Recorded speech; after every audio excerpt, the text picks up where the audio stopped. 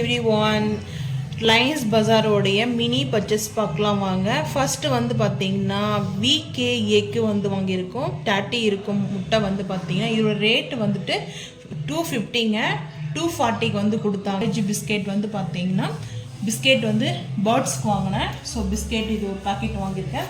Tomato வந்து பார்த்தீங்கன்னா தக்காளி 1 kg தான் வாங்கினேன். 1 kg வந்து பார்த்தீங்கன்னா 60 ரூபாய்.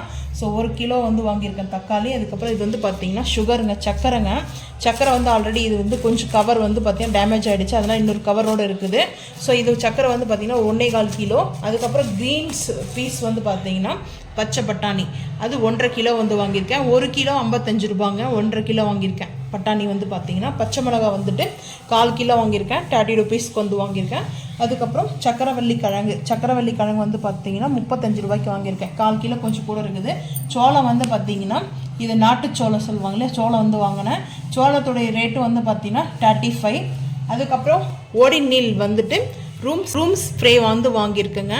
ரொம்ப சூப்பராக இருக்குது. சாண்டல் தான் வாங்கியிருக்கேன். இதோட ரேட்டு வந்து பார்த்தீங்கன்னா 169.